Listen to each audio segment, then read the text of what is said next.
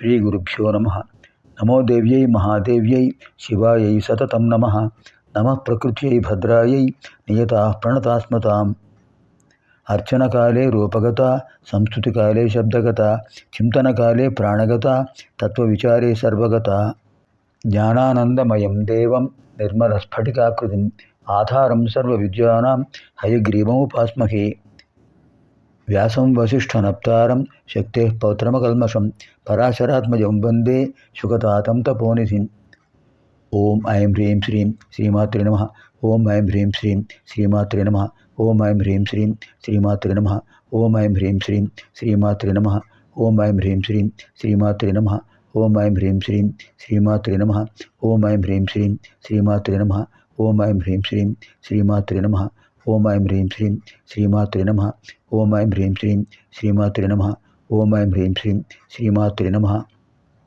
ఇదానీం వయం సర్వే ఏకాశీత్యధికశతతమ శ్లోకే ప్రవిశామः. ఏకాశీతి అంటే 81, అధికతమ ఏకాశీత్యధిక శతతమ 181 శ్లోకంలో ప్రవేశిస్తున్నాం. అభ్యాసాతిశయజ్ఞాత షడధ్వాతీత రూపిణీ అవ్యాజకరుణామూర్తి అజ్ఞానధ్వాంత దీపిక 181వ శ్లోకం. 81, 82, 83 చివరికి వచ్చేసాం మనం. అభ్యాసాతిశయజ్ఞాత ప్రథమం, షడధ్వాతీత రూపిణి ద్వితీయం, అవ్యాజ కరుణామూర్తి తృతీయం, అజ్ఞానధ్వాంత దీపిక చతుర్థం. చతుష్పదీ అయం శ్లోక. అభ్యాస అతిశయ జ్ఞాత. అభ్యాస అతిశయ జ్ఞాత. అభ్యాసం అంటే ఒక పనిని పదే పదే చేస్తూ ఉంటే నైపుణ్యం వచ్చేదాకా దాన్ని అభ్యాసం అంటారు. సంస్కృతంలో ఒక సూక్తి ఉంది, సుభాషితం. అభ్యాసేనతో కౌశలం అన్నారు. అభ్యాసేనతో కౌశలం.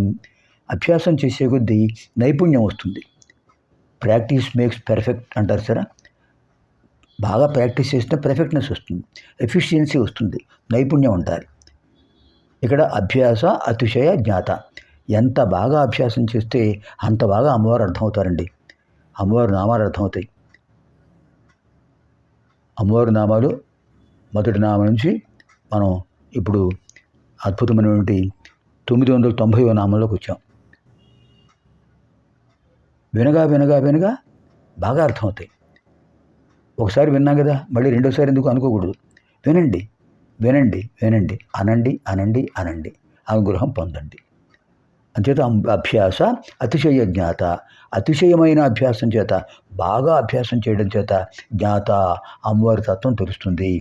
ఒకసారి చూస్తే, ఒకసారి నేర్చుకుంటే ఒకటి, ఇంకోసారి నేర్చుకుంటే ఇంకో 2, ఇంకోసారి నేర్చుకుంటే ఇంకో 3 విశేషాలు తెలుస్తాయి.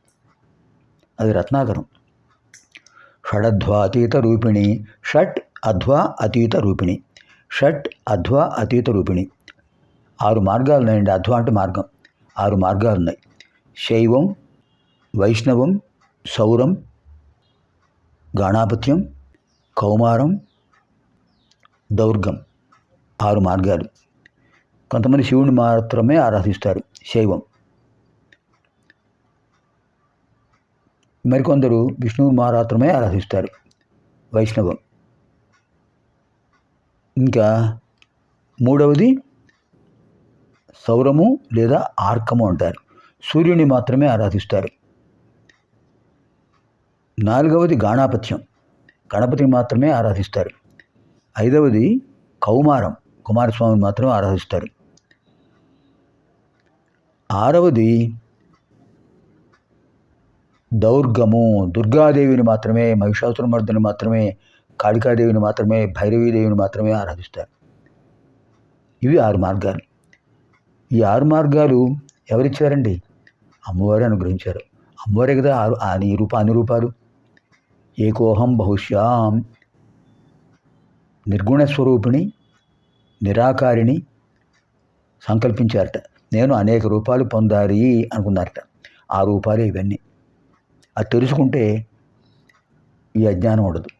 ఏకో దేవ కేశవోవా శివోవా, శివుడైనా కేశవుడైనా ఒకరే. అంతేదేమని చెప్పారు ఇక్కడ? షట్ అధ్వ అతీత రూపిణి.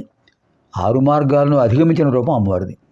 శ్రీ లలితాపరా భట్టారికయే సూర్యుడు, ఆ అమ్మవారే శ్రీ మహావిష్ణువు, ఆ అమ్మవారే శివుడు, ఆ అమ్మవారే గణపతి, ఆ అమ్మవారే కుమారస్వామి, ఆ అమ్మవారే దుర్గాదేవి. అంచేత షడధ్వాతీత రూపిణి. తర్వాత అవ్యాజ కరుణామూర్తి. అవ్యాజ కరుణామూర్తి, అమ్మవారి యొక్క కరుణ ఇంత అంతా ఉండదు, దానికి కారణం అక్కర్లా. అవ్యాజ కరుణ.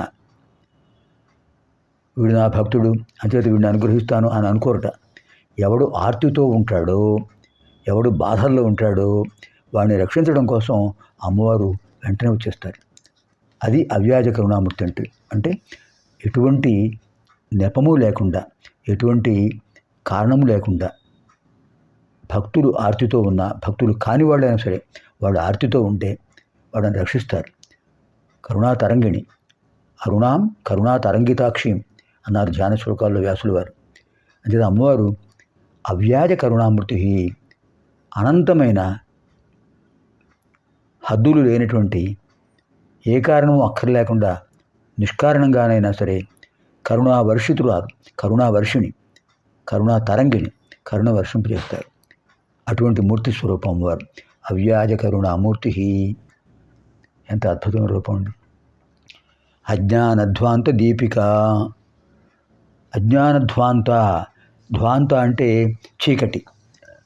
ఏమిటి చీకటి? అజ్ఞానం అనే ధ్వాంతం. ఎక్కడ జ్ఞానం ఉంటుందో అక్కడ వెలుగు ఉంటుంది, ఎక్కడ వెలుగు ఉంటుందో అక్కడ జ్ఞానం ఉంటుంది.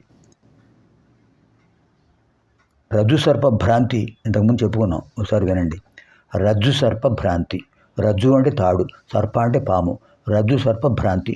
తాడును చూసి పాము అనుకున్నాడు, కారణం అక్కడ వెలుగు లేదు, చీకట్లో పెడుతున్నాడు. ఒక మార్గంలో పెడుతున్నాం, విద్యుత్ ప్రసారానికి అంతరాయం జరిగింది, ఎక్కడా వెలుగు లేదు, ఏదో కాలికి తగింది. ఏమిటా అని చూస్తే ఆ చీకట్లోనే ఏదో నక్షత్రాల వెలుగులోనో ఏదో కాంతి రేఖ, ఒక కాంతి కనిపించి దాంట్లో ఏదో వంకరగా చెలుస్తున్నట్టుగా కదులుతున్నట్టుగా, అయ్యో పాము, అయ్యో పాము, సర్పం అనుకున్నట్ట.